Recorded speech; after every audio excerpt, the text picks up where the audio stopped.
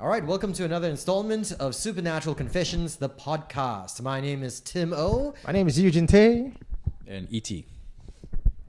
Just E.T. So cool. I'm E.T. All right. So once again, today we're going to be covering, certain elements or certain topics on the supernatural. And before we continue, we want to remind you, should you have any questions, feedback, or stories you'd love to share, you can always reach out to us on the official Supernatural Confessions page. Supernatural.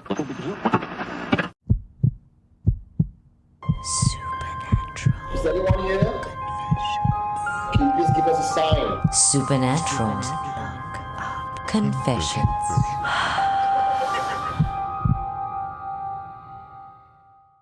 Can you give us a brief history on this concept of portals? Okay, portals. You see, the thing is, we never see portals in movies. So movies are always this lobang, right? This hole, Yes. and people walk in and out. So to really define a portal, technically that's what it's supposed to look like. Right. But portal is basically just entering a different dimension.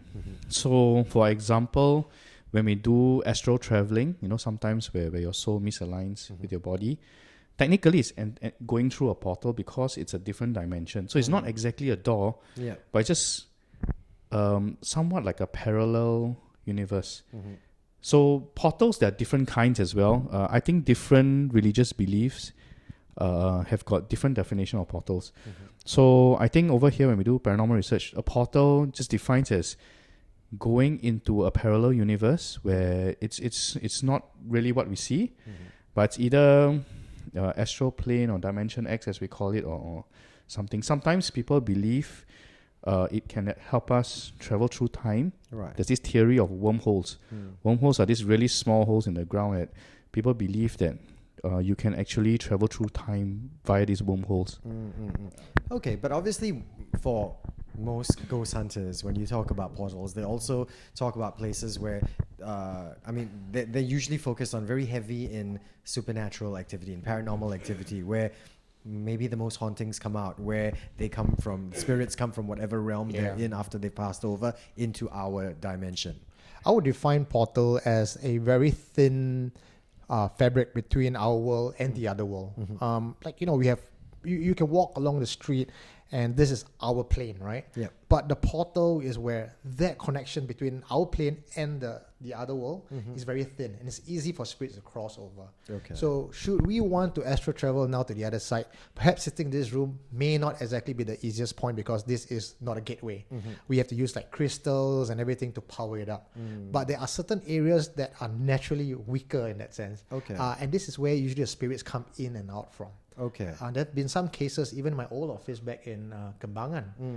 It was an old shop house, and I got it on cheap because nobody wanted to rent the place. Everyone who comes in, business runs for less than 6 months, they would evacuate. And most times, unless you are really sensitive to supernatural, you're not going to go to a place and say, "Oh, this place don't feel right. I'm going to start looking for ghosts straight away." Right. Most times you'll say, "Oh, feng shui no good. This place is very old." You get the heebie-jeebies. Something's not right about the place. That is usually the first sign that that particular spot is a portal. Okay, but I don't want to confuse the notion that any place that has a haunting is a portal, because sometimes spirits attach themselves to a place for whatever reason, not necessarily because that's a portal where they come in and out, right? The difference between a portal and a haunted location is that at a location with a portal, no matter how many times you try to clear the place, there will always be spirits. Can you close a portal? Usually you can't, because this is natural. It's a natural phenomena. If someone creates a rip in a plane and make a portal out of it, yes, you can close it. But certain areas are really just a very thin fabric, and there's no way you can close it, not as an individual. Could be you might have a whole cabal coming around and chanting to close a portal, maybe. But generally, if a place is naturally a portal, there's nothing you can do to close it. What you can do, in the case of what I did for my office, was I put a little talisman there to try to just get spirits to be uncomfortable coming out of that spot. Did it work?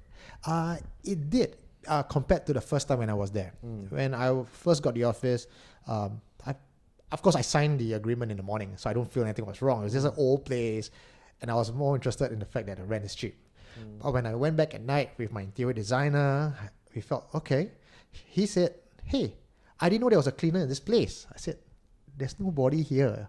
He says, oh, I thought I saw an old man by the doorway. Wow. So like, okay, all right, maybe you just saw something as an imagination. He left, I left. So I decided to call a friend of mine who's very sensitive to such things. I said, would you come down to my office to just check it out? I didn't even tell her it was spirit. I didn't even tell her anything about an old man, right? And I said, yeah, I got a new office. Just come on, check it out. We're going to have drinking parties there, right? Yeah. So she came in. She one step through the door. She's like, why do you get this office? Oh, okay. I was like, because it's cheap. Yes. Then she, okay. But you see the body language and everything. Yeah. Like she was like, oh, haha, drinking party. Straight away demeanor change. Whoa, everything was just ice cold. And then she started walking around. And she stopped at the spot where my interior designer said, hey, there's an old man. Yeah. And she looked around and she paused for a while before taking a step forward. It was a very deliberate action. It's almost like before you go underwater, you know, that kind of deliberate action. So she must have like held her breath, her shoulders squared up. She took a step through the door and she says, okay, this place is haunted. She said it right there in the office. Yeah. Okay. And because I was prepared, so I had my gadgets with me. I said, hey, guess what? I brought wine and my gadgets. So let's check it out. Worst party host ever, right? So we went back to the back area of the shop house. She stood there. She turned on the EMF meter, and straight away there was a reading already. Okay. Okay, but it was not a ghostly reading. Ghostly reading, as you know, is probably like if you ask a question, it goes yes, no. It just went 5 red dot, but it just stayed there, Wow. which means this place is not so much haunted as it is. There is some There's a form lot of traffic everywhere. Just the electromagnetic field in that place is extremely strong, right? But I've not even turned on the power. Okay. I've not even paid for the bill. Did you do any research into the history of this particular office? Yes. So as it turns out, the last owner, not those that intermittent between myself and the first owner, they were running a illegal gambling den behind and a prostitution ring.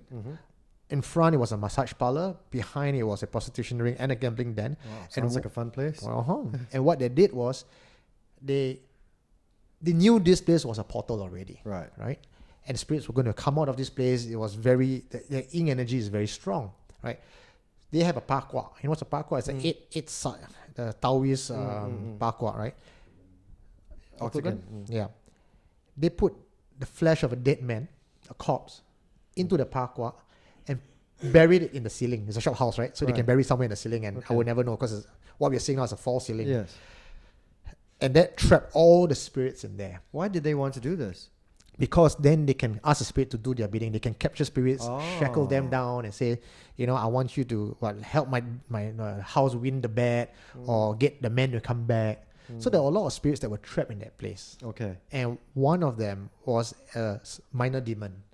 Oh. Yeah. Okay. So after we discovered the history of that place, because we asked the neighbors and everyone said, no, the police came, they ran, and then this place was just torn down and we just left it as it is.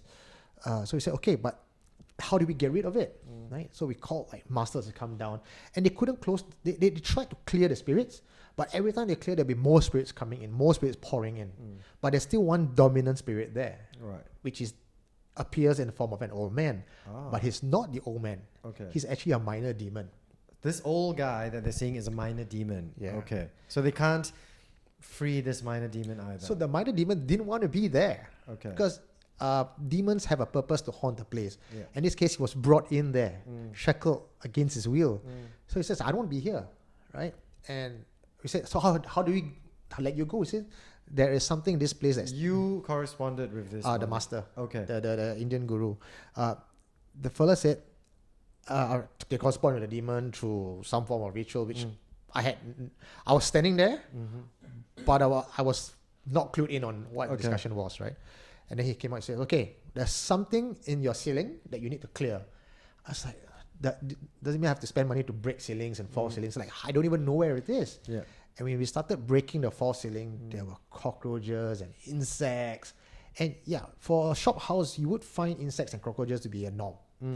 But the amount of insects and cockroaches in this place was of another level. Wow. And usually places where it's haunted or it's high energy in this kind of Attracts insects? yeah, attracts insects. Okay. So when we found the parkour inside and we removed it, he removed it, right? All three of us who were around the area, we heard a scream and there was smell of rotten flesh. When you found the pakwa, when you Yeah, removed when it, we removed it. what did you do with the pakwa? So he put it into a gunny sack, he wrapped it up, and he said, put it under a tree. As in, bury it under a tree or in? He didn't say bury or not, but I wasn't about to spend a lot of time with that gunny sack with the parkour and figure a tree and find a hole to bury. So I left it by the roadside. Not under a tree. Under a tree by the roadside. Oh. So- Technically, a roadside cleaner could have come, taken it, and you could have started a completely new nightmare. Possibly. Right. Okay. I have some comments on that story. Yeah. Sometimes it's not really a portal when you have such hauntings. Generally, if you have, like what you said, high EMF, even though your electrical bills haven't been paid yet, but there's still electrical lines running below and around you. So that sometimes forms very high EMF. Sometimes when there's a lot of wires that cross the same area, you have high EMF, which is why also sometimes feng shui plays a part. They say you got to make sure the place has got wind and it's not moldy and stuff. So where the cockroaches, all this come in, they tend to be attracted by very strong yin energy. There's yin and yang. The Why? yin, Why are pests or are small creatures attracted to that particular type of not energy? small creatures, but those of the negative energy of the yin energy, because yang is more positive, yin is more the negative. For some reason, all these pests, right, tends to be attracted by very strong yin energy, which is also why there was one investigation we did long ago. We're trying to find out where this so-called portal or negative energy came from. Turns out it was this painting of cats. So cats have got very strong yin energy. Oh, so cats are evil. And it's not just a real, it's not just a real cat itself, but a painting of cats. Oh, okay. So, like your previous workplace, I believe it's more the EMF attracting these entities there. Are EMFs always either yin or yang? No. So that's different. The yin energy explains, maybe the area has got very strong yin energy, which explains the cockroaches and everything in the ceiling, because it's probably moist and everything. Yeah. Whereas entities, on the other hand, they tend to be attracted by negative energy. I wouldn't say whether it's yin energy or not, but generally where places there's high EMF as well. Right. So possibly the place where he was this huge area where there's very strong EMF. They get attracted there. But trapping them there, that might be something else, witchcraft and stuff. Okay. That one I can't really comment, but there's probably an explanation why there was so much entities there. But usually, like I mentioned, when you go and you find somewhere that has very strong EMF, right? You can't actually determine what spectrum of energy that's related to, right? Yeah, so it doesn't also mean that when there's a place with very strong EMF, there's definitely entities. Because the scientific explanation or scientific research have done, places with high EMF affect certain part of your mind, which makes you perceive things which are not there as well. So we're not certain if it definitely attracts entities or entities generate this EMF. But there's also that theory of our mind perceiving things which are not there. Sure. In your years of investigating, were you ever called upon to investigate a possible portal, or do you ever come across any of these? Yeah, I think we shared it in one of our previous episodes, Commando Barracks, where there was the painting, Oh yes, the run of the demon, the grinning demon, right? the insignia So of the... it became a portal. Yeah. You can actually create portals. Or Apparently, yes, but I think it's not so easy to just conjure up a portal. You need certain specific kind of energy, certain type of emotions to invoke the spirits, or to invoke that sort of energy strong enough to be able to open a portal. Like for example, if a particular place has mass suicide, right, and the energy is so strong that it rips a portal into the planes. So that could be a way to create a portal as well. Okay. So correct me if I'm wrong, but compared to, say, places, haunted locations, right? Where a specific spirit has attached itself to this location. When you have a portal, there's basically no control over what kind of spirit appears. You might get the very evil ones, Yeah. and then the mischievous ones, and you might have some good ones as well. From my understanding, that's how it is. When there's a portal, it just means that there is a gateway between our plane to the other plane. And in the other plane, there's good spirits, benevolent spirits, malicious spirits. So if there's a gateway, you can have both kinds of spirit walking through. Yeah. Okay, so no control about I that. think something more interesting about portals, as much as we always see in movies, that's always about spirits, people walking through it. I think an interesting topic that we can discuss also is about time travel. And time travel always go around the theory of these portals.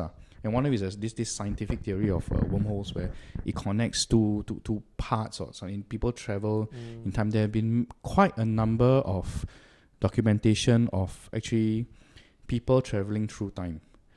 I think a quick research on Google, you should be able to see it. Sometimes you even find it on Facebook, where people have taken photos of the old, many, many years ago. And when upon closer look of these black and white photos, right, you see people with modern technology. Really? Yeah. Oh, the closest I've ever seen is like they've got that one where Nicolas Cage appears in like all the different centuries, right? They'll zoom in on his face and they'll say like, "Doesn't this look like Nicolas Cage?" Then here he is in the 1920s, or here he is in the 1950s. Yeah, like I've seen all those photos as well. Nicolas Cage is one of them, and the other guy, John Wick. What's his character's name? Keanu Reeves. Keanu Reeves. He's also been through time. I think those are very interesting pop culture. People with creativity just put something up, and really, it's interesting to read about stuff like that. But whether Nicolas Cage really is a time traveler, Yeah. I don't think so. Right? Okay. And the photos you talk about, where this lady was caught in a black and white photo but carrying a handphone, or someone was walking in a crowded area, caught on camera, holding a device that looks like a handphone. Right. As we progress through time and we find new technology, there's always going to be cases where we're going to point to something old and say, "Hey, see, that looks like this." Yeah. And then we draw reference and go, like, there must be a time traveler. Yeah. For a change, I'm the skeptic today. Exactly. I was just about to say, you guys have kind of swapped roles today. Okay. Are we looking at the So there's 14 photos. 14? What is he supposed to be carrying? No, they're Wearing a T-shirt that has a M. All right, we will post the link up for you to see too. Okay, experiences with portals, Eugene. I'm sure you've had a couple. Portals, yes. But portal for time traveling, I'm still skeptical about time traveling because I watch enough sci-fi movie to know how time traveling is going to screw up Yeah, life. it's a butterfly effect. You change one thing, Yeah. everything ruins. Although Endgames tried to explain that away by Oh, saying please, that the let's past not is the go into future. this. I always cringe, when I realize that a show is going to have some element of time travel, because what's going to happen is you will feel the questions burning in your mind, and I've realized you need to just push them out. Otherwise, you won't be able to enjoy the movie. You won't be able to focus on the plot because you'll just be going, "Wait a minute, that shouldn't work that way." It's true. So, but for portals, so my office was one of them. That's a Kembangan, right? But the other one that was actually caught on camera, my time with this other group called Singapore Haunted, run by Isaac Dawson from, I think, Reload Network. I'm not sure whether he's cutting any more videos, but we used to do a lot of this investigation together. Then suddenly he just stopped recording altogether. Not sure why. Oh dear. But the Isaac, if you're listening, reach out to Eugene. He's getting worried. The Golden Mile video was the last video we did together. After that, he sort of, I think, quit the scene. It was one of the places that we were told not to go. Okay, what is the history of Golden Mile? So- I mean, I only know Golden Mile as great Thai food. One of my favorite steamboat places is there as well. Few interesting Thai discos. The again, back to the belief of portals, and at a place where there's portal, usually there's a lot of spirits. And when you find a place with a lot of spirits, you tend to find a lot of people who are in a spiritual field coming down to start things over there. Okay. And that might explain why Golden Mile is the place it is today, with a lot of Thai idols. You go on second level, you find a lot of shops that sells Talismans and things talismans, like that, everything. So it may not actually be an accident why this place attracts such people. Like I bet you Golden Mile did not start up on the first day and say, today we're going to have a shopping mall here and attract such people. You know? Right. So over time, people are just attracted to that place. And from what I understand when I spoke to this spirit master who came down and checked out the place is that Golden Mile itself, the land, is already infused with spirits. There are spirits in the land already. It's a portal for spirits to come in and out. And we're not talking about just evil spirits. It's just spirits in general. So that place is a portal, right? And I was invited to go down to a office to investigate because the owner said, we just moved here and none of our staff wants to continue working here after 1 week. Why? What are the stories that they've heard? This lady was sitting down there, she's typing on her laptop, and she can see and feel someone standing behind her from her screen. As in the reflection in the screen, she can see someone standing behind. Yeah, like a silhouette. No features, nothing, Did but she turn around to take a look? she did. And there's nothing there. There's nothing Only there. caught on the reflection. Yeah. The aircon would turn on and off by itself in the rooms. And this old building. Yeah, thermostat. Yeah, but it's an old building where you just use your remote control on. It's not like a central aircon and off and on. And then you have those old those blinds, corporate blinds. It's very heavy, and when there's no wind or aircon is not even turned on, the thing will start to rattle against each other. Right? Yeah. So they've experienced all this in the room, and when they're alone, they just felt really eerie. So it's the sense of eeriness plus your colleague saying she's seen something, and you will walk past, you'll be in office on your own, and the other table, the desk would just have sheets of paper falling off the desk, right? And you'd be like, I'm not going to work here. So the boss was like, okay, none of my staff want to work here. Can you come down and debunk their fears? Like, I don't want you to prove it. Or if you have to prove it. But if you come down and just try to debunk it. So we were given the permission to interview all the staff. We got all their stories. And so what we did was we invited a spiritual master to come on down to the office and just take a look. We didn't tell him any of the stories. Was any particular areas of this office, busier, in the supernatural way? Exactly. That's where the portal theory comes in. Yes. So he walked in and he said, "Wow, Tama." He pointed at a table where the lady was sitting, the lady who said, "I saw something behind me," and the table had the most activity. He said there is a portal in this place for the spirits to come in and out. Okay. They don't take the main door like what you do. Yeah. They take this portal to go up and down. And these spirits, were they malevolent spirits, malicious, or? Not at all. Some may be, but generally this is just a busy walkway, right? You will find, like on a pedestrian crossing, you'll find different people walking in and out. But most of them, even if they have an evil agenda, you're not their target, right? It's just that she was sitting right there. So imagine to the spirits, this lady was sitting at a crossroads. And I could ask, is this Golden Mile Complex or Golden Mile Tower? the one with, I think, The now one you, with now the you Thai confuse me. discos Thai or the one with discos. the cinemas? No, Thai disco. Thai disco. Okay, Yeah, so that's yeah. Golden Mile Complex. Yeah, yeah. Right. Okay.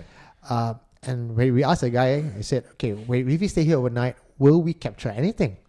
The spiritual master said, definitely. So what did you do? So we stayed the night. Okay. Is that one of the smarter decisions you I made? don't know. I was young and How long ago was this? 5 years maybe, 5, 6 years. Bro, you weren't that young 5 years ago. Felt a lot younger then compared to now. And we put a paper on the table, we put the markers there, we challenged the spirit. You know what, if you are here, show yourself, toss things around. Not the smartest thing to do, right, ET? To challenge spirits. Interestingly, that all these theories that you and the master said, I think you guys fail to realize one possibility why Golden Mile has all this stuff. Do you remember Nickel Highway collapse during the construction? I think few people died. Usually when people die, sudden deaths, Tragic they tend to be circumstances. residual haunting, which is not too far away from Golden Mile. So that could be another possibility. Furthermore, it occurred near where the Singapore River is. So there are many theories of how entities always like to go back to the source. What do I mean by the source? Before we were born, we're all living in water actually. So there's theories that all these entities when they have experienced sudden loss, they need some comfort, they tend to go back to the original source, which is water bodies. And that's where the Singapore River is, which is pretty near Kodamar Complex. I see. Okay. So back to you challenging the spirits and putting markers on papers. Did you sleep at all? No, when you do an investigation overnight, Yeah. you don't get to sleep. Okay. You don't even get to put on perfume or smoke, because you're not supposed to taint the environment or your nose, right? So that if you smell anything, you can capture. So you could end up smelling somebody's BO Yeah. because they didn't put perfume, right? So what we did was we put those heavy duty wedding torchlight, those where you plug on your camera with the big fat ass battery that can last for hours, fully charged. Put a torchlight there, right? We have cameras all around, night vision cameras, and we invited the spirit to. Well, we know spirits like to drain batteries and electronic Yes. devices. Yeah, Why don't you drain the battery and show yourself? Right. And it was caught on camera, rolling. Nobody was near the camera at all, and it went off. Wow. Right, Okay. and at that moment, all our cameras went all shut down. So in other words, you couldn't document anything. So we because all caught the cameras went we off. caught that moment, and then everything started turning off. Okay. So we were fiddling the camera and trying to turn it on. Yep. But at that point of time, we were trying to, because it's total darkness, right? And we were trying to turn on the camera, hands were shivering.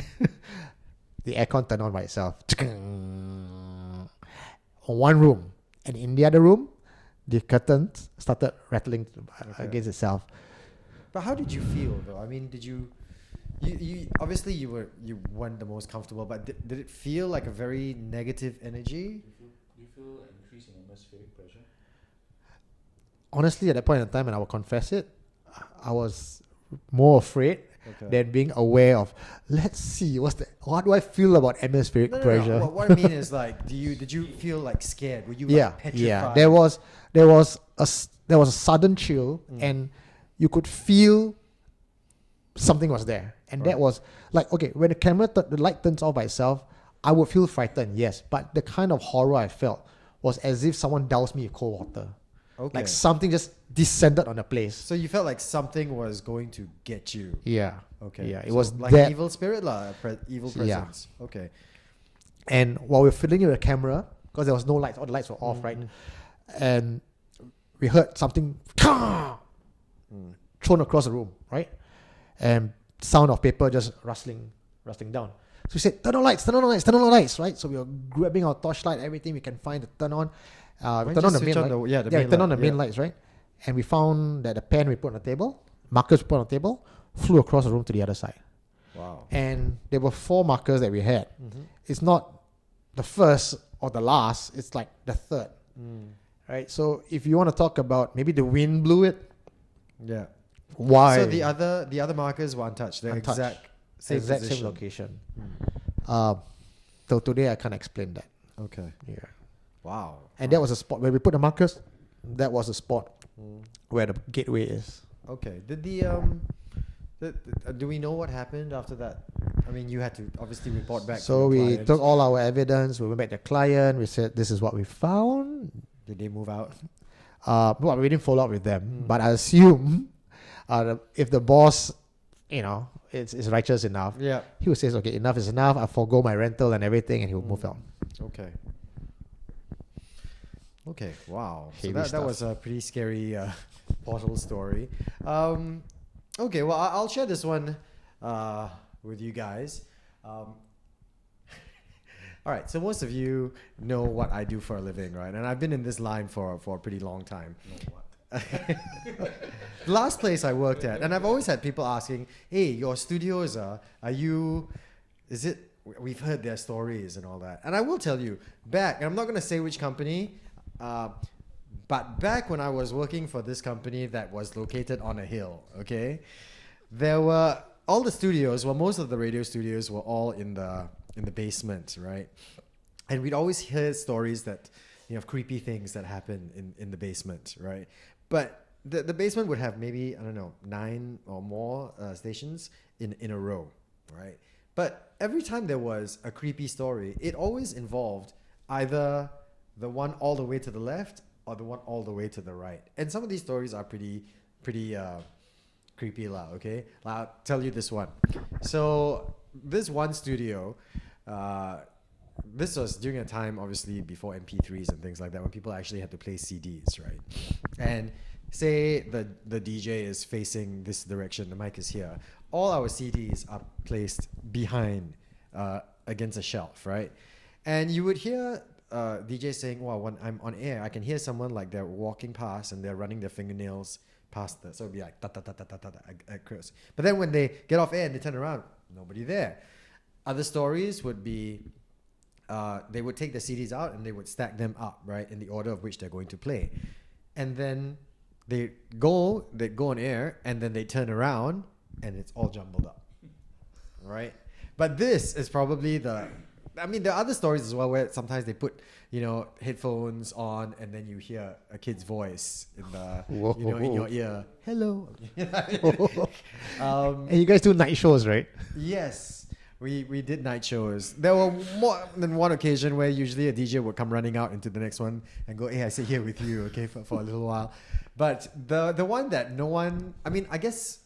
Okay, it's not particularly scary. It's just creepy and unexplainable, right? Usually when you soundproof a room, usually with radio studios, especially when they're connected one room into another, there will be a window. The window will be made of 2 panes of glass because you want a bit of an airlock. You need a bit of space so sound doesn't travel straight across, right? So imagine this is the main studio, and next to it is what we call a side studio or a production studio, and you can usually see the person in there. You've got one of these double paned windows in between airlocks, right? The DJs came in the next morning and they found CDs in between the two glass panes. And it's not like you can just unscrew the window and put it in. These windows have been there for God knows how long. Any bolts or anything's all rusted, corroded away. The only way they could remove it was to smash the glass and get the CDs out. Yeah. To this day, nobody knows how they actually got in between there. My question is, what CDs were they? Oh, they never asked. I think that's important. Yeah. because- Be a sign. yeah, exactly. Which is Yeah, maybe Macarena. Even the spirits hate it too, right? Ghostbusters. Yeah. So, like I said, when they asked, when they did some research, they found out that, these two ends are like portals. So any paranormal activity is always going to end up involving the studios on either end of the corridor. But you also know that because of broadcasting, with all your equipment and everything, with waves moving around, there's definitely very high fluctuation of EMF in the in your entire office. Yeah. So which sometimes can affect what you perceive. But when things are of poltergeist kind of nature, our definition of poltergeist is when the entity actually makes things move. That's a bit hard to explain. Then again, you see, coming from a paranormal researcher point of view, that's okay. Then the next thing we ask, where are the photos? Yes. What was it? Did anyone take photo of that? What CDs were there? Yeah. To try and ascertain exactly. Okay, then there's this other thing called mass hysteria. Right, which sometimes is psychological. So someone says something, hey, I see something there. The person, hey, yeah, but it may not be that. I can't explain it, but there've been documentation of how mass hysteria occurs, and sometimes there's actually nothing there. Just for some reason, it just passes on. That's true. Well, I mean, even not too long ago, we had a situation where my colleague heard something while we were in the middle of a show. Actually, she suddenly went. She took her phone and she suddenly moved over and she put it over there. And I was like, "What are you doing? We're in the middle. We're in the middle of doing a talk set, right?" And she said, "Oh, I heard." Suddenly I heard something in my headphones. It was like someone playing a YouTube video or something like that. So I thought it was my phone. That's why I was moving my phone away from the mic, right? And it turns out her phone was on mute. Then she was asking, "What about you?" And I said, "My phone's on mute too. Could it be any of the computers?" "No, it's on mute." So she looked at me and I looked at her. And I was like, and the funny thing is, I didn't hear it. It only, if you heard it, you only heard it through your headphones, right? So I think that creeped her out a little bit. And when we spoke to our technicians and all that, I mean, my first question was, is it possible for there to be a cross lines? You know what I mean?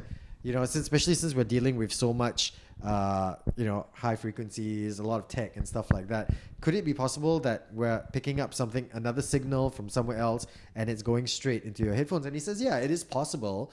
We have heard stories of DJs reporting that before, but that's number one. That's going to involve a very, very strong signal, and so it's not impossible. But I can't tell you why only she heard it and you didn't, lah. Yeah. Actually, your old workplace on the hill, Yeah. there were a lot of stories there. Not Didn't just you do something? Didn't you do Yeah, some yeah. investigation there as well? the car park was where I was told there's a lot of problem. Yeah. The car park. Strangely was- enough, the car park is full of cats. Evil. Yeah.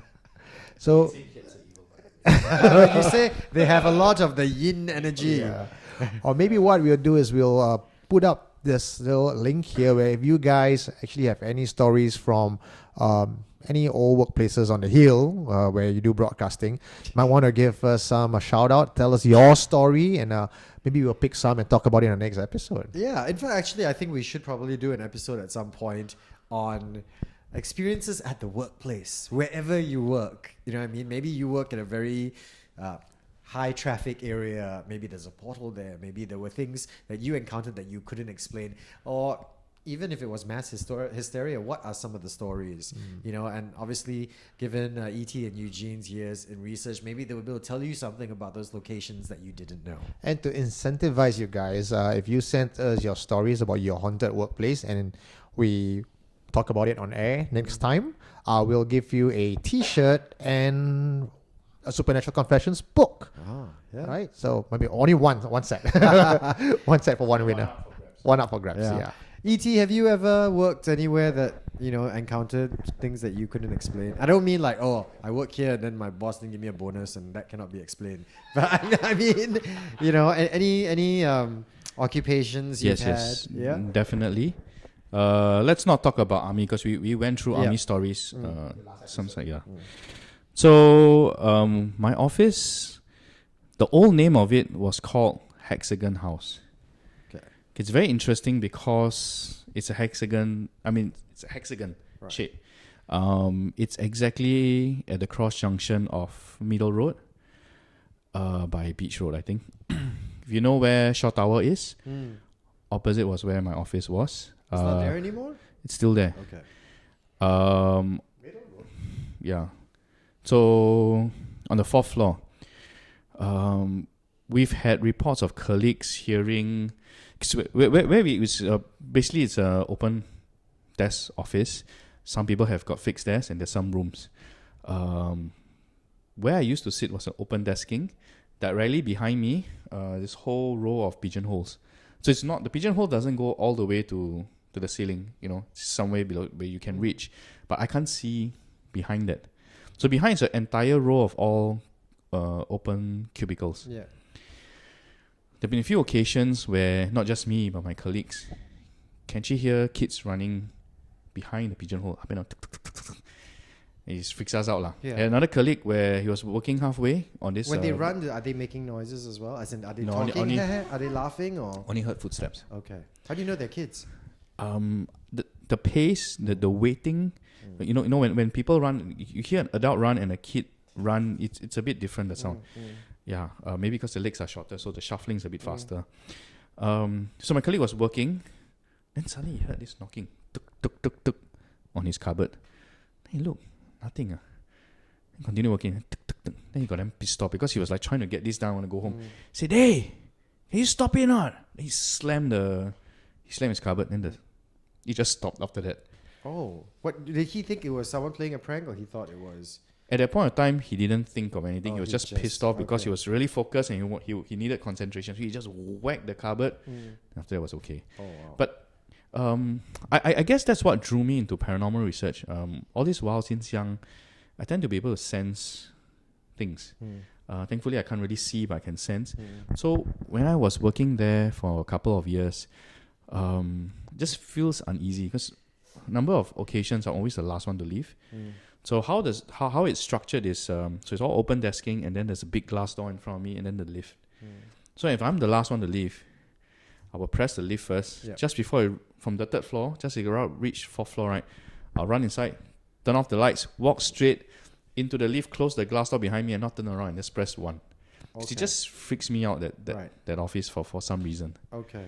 Yeah. So I do not know. Did you ever do any research to find out the history of the building? At that point of time, no. Mm. My bosses didn't really allow me to do that, although I wanted to. But what's interesting is why I brought up the hexagon shape, cross junction. You talk about portals. We were just talking about places where there's high EMF and stuff. And what's interesting is I do not know if it's a combination of that crossroad junction and a hexagon shaped building that causes some sort of energy or Is there the any portal. Significance to the hexagon? The shape of the hexagon? I'm not too sure, Yeah. but when you have a parqua, which is an octagon, or right, I would think a hexagon shape Similar? would be something somewhat similar. But more importantly is the cross junction. There have been old wives' tales that you stand in the middle of a crossroad junction, bend down, look between your legs, and then I've you. never heard that. I always hear about the devil at the crossroads. If you want to make a wish, you go to a crossroads, you bury something.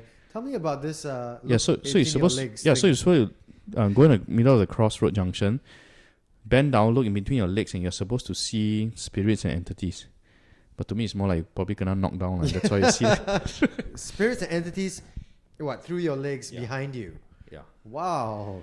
So if you watch this, that's why it's a very interesting movie. Sometime I think it's called the I-10. 10 Ways How to See Spirits. Oh, I've never seen this. Is this Yeah. a Chinese show? It's in fact, if I'm not wrong, it was a Singapore made movie. Oh, It's called the I-10, I think. is it scary? Uh, Is it available on Netflix? to me, it's not that scary lah. Okay. But it's interesting because at the time when I was still with SPI, we actually conducted all 10 experiments in the cemetery to see if we could really see spirits, knocking off bowls, etc., Okay. selling salt, stuff like that. All right. Did you ever encounter anything in the cemetery? To be honest, no. I think the cemetery is one of the safest places because that's where people rest. Yeah. Where people have their final rites, so they're like probably peaceful there, right? Which is on contrary to all the horror movies where And the cemetery is because to me it's a place of resting. If the spirit has got some unfinished business, rarely it's in the cemetery unless he was killed in the cemetery, yeah. right? So probably unfinished business would be elsewhere and not the cemetery.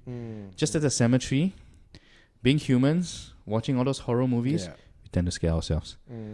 Okay. What about crematoriums? Crematoriums. Not Singapore crematorium. Singapore, we just can't really get too close to the crematorium. Not for the lack of trying. Someone will be there, like, excuse me, you're not supposed to be here. And so we had a U-turn. But the one in Thailand, You went to a crematorium in Thailand.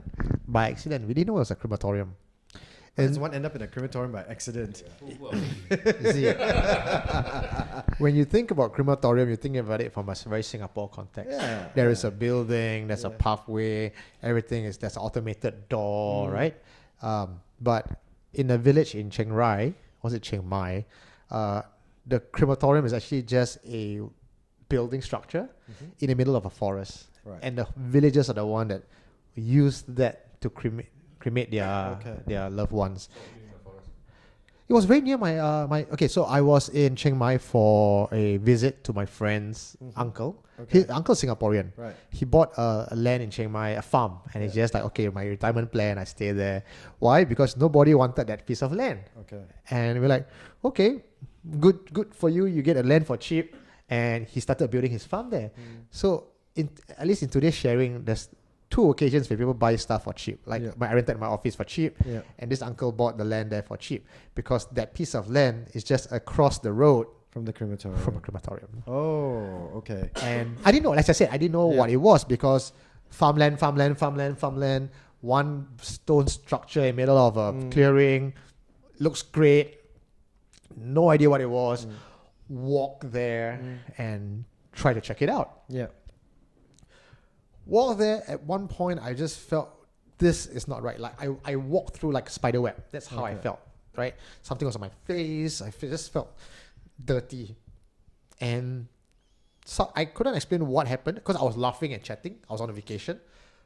And the minute I stepped through this line, something was telling me to turn back. Okay. I get this whole danger sense, this spider sense, this Peter tingle, right? And I was like, okay, the more I feel frightened, my knee-jerk reaction is, let's go check it out, right? So I started walking. And now, when I felt something was wrong, I didn't immediately tell my friends. But at the same time, when I took another step forward, I realized that, hey, my friends who were beside me all along, I can see from my peripheral vision, they have not really moved as much as I have. And so I turned around, and they kind of like just, all of them were like, Yeah, we're just gonna chill right here. So it means that everyone must have felt that Yeah. sensation, right? Did you carry on moving towards the building? So I did. So the minute I felt, when I saw that no one was moving, everyone felt that strange sensation, immediately I felt that building structure must be more than what it is. Okay, it has some motifs on top, it's weather beaten, it's just one stand-alone, maybe 2-story tower, right? And there is a metal door in front, some stone steps up to it, trees all around, and there's a river at the back. Does anybody work there? No, No, it's just not. empty. They only go there when they're going to burn a body. So we're talking about village and farm Yeah, area. There's yeah. no like one guy stationed there. It's Yeah. not a business. It's just a building, a structure. So when I walked there and I opened up the metal door and I looked inside, I heard in my head, not in my ear, in my head, screams, right? I said, okay, I'm in the wrong place. Obviously, I've probably chewed off more than what I bargained for. And you could smell ash and everything. So you know, okay, this is, even if you don't know this is a crematorium, and I didn't know what it was back then, something where you burn, smells of ash, hear scream, and something tell you not to move, you've just put 3 and 3 together, you get. Okay. Did you ever ask your uncle? And so we did. We Yeah. went back. We said, what's over there? And he, you went to see, He said, yeah. He said, the other people burned dead body on. Ah, okay. And at night, this whole place, he doesn't even lock his door to his farm. He says, no need to worry. Down here, nobody will come on. None of the Thai in their right mind will come to this place at night. Wow. If the Thais don't even come So to this has place at he night, ever experienced anything living there? he doesn't want to share. He just laugh. But you know that laughter is, don't talk about it now kind of laughter. But he never did explain to us what he has encountered. Okay. But it was that strong. Like when I walked into that area, that was what we felt. Okay.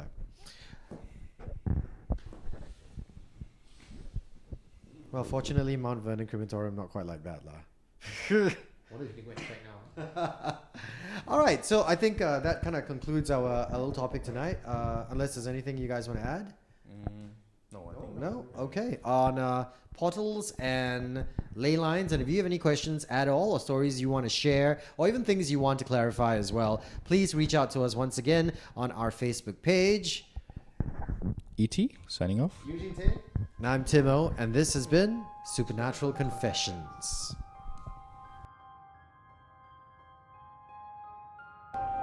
What did you find? You are listening to Supernatural Confessions.